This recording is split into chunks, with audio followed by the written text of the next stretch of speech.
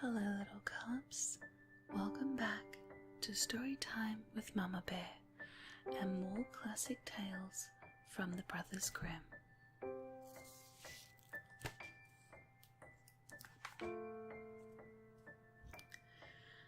Tonight's story is called Cat and Mouse in Partnership.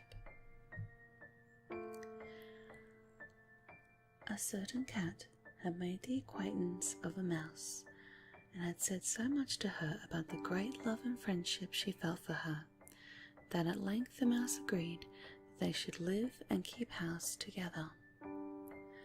"But we must make a provision for winter, or else we shall suffer from hunger," said the cat.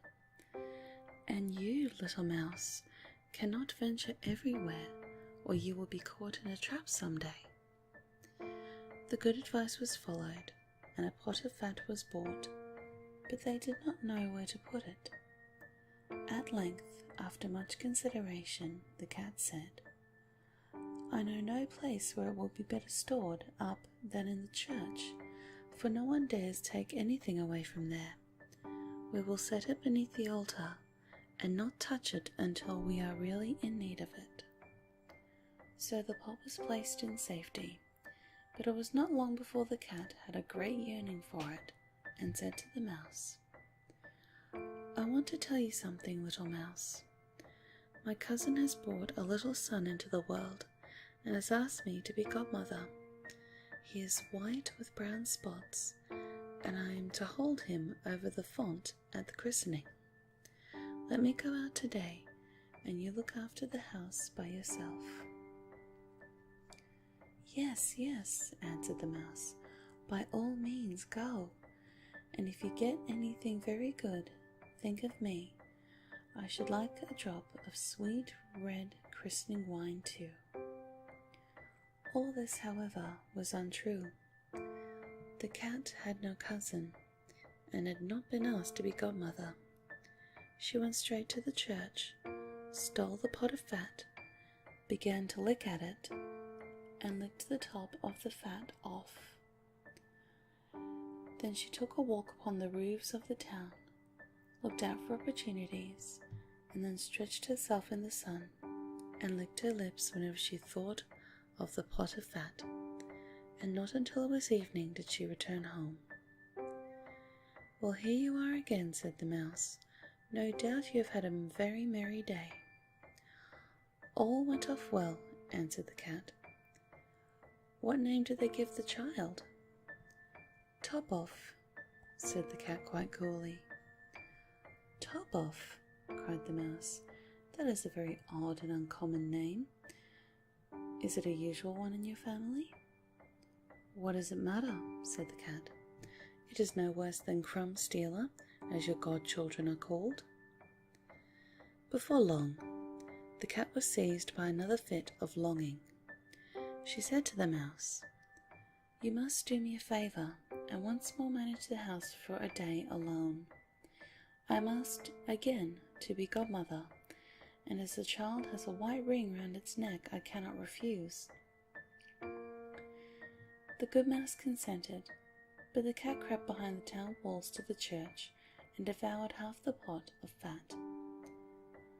"Nothing ever seems so good as what one keeps to oneself," said she, and was quite satisfied with her day's work. When she went home, the mouse inquired, "And what was this child christened?" "Half done," answered the cat. "Half done? What are you saying? I have never heard the name in my life. I'll wager anything it is not in the calendar of saints." The cat's mouth soon began to water for some more licking. "All good things go in threes," said she. "I am asked to stand godmother again. The child is quite black, only it has white paws, but with that exception, it has not a single white hair in its whole body. This only happens once every few years. You will let me go, won't you?" "Top off, half done," answered the mouse. "They are such odd names, they make me very thoughtful." "You sit at home," said the cat, "in your dark grey fur coat and long tail, and are filled with fancies. That's because you do not go out in the daytime. During the cat's absence, the mouse cleaned the house and put in order, but the greedy cat entirely emptied the pot of fat.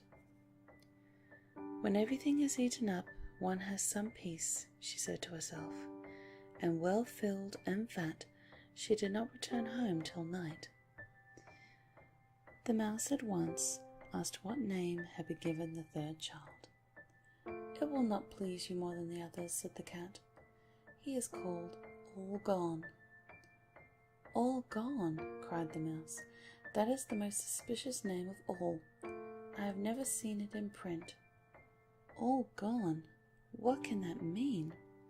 And she shook her head and curled herself up and lay down to sleep.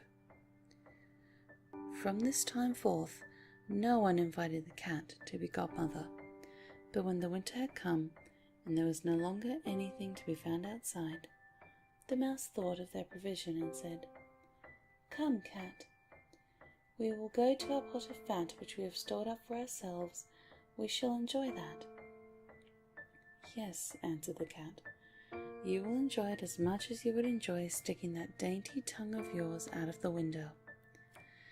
They set out on their way, but when they arrived, the pot of fat was still in its place, but it was empty.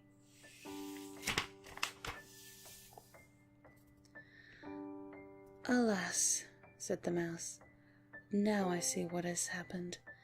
Now it comes to light. You are a true friend. You have devoured all when you were standing godmother. First top off, then half done, then—" "Will you hold your tongue?" cried the cat. "One more word and I will eat you too." "All Gone" was already on the poor mouse's lips. Scarcely had she spoken it before the cat sprang on her, seized her, and swallowed her down. And that is the way of the world. And that is the end of this story. If you enjoyed this reading, please be sure to give it a like and share with your family and your friends. And of course, be sure to subscribe for more story time with Mama Bear. I hope you all enjoy, and as always, sweet dreams, little cups.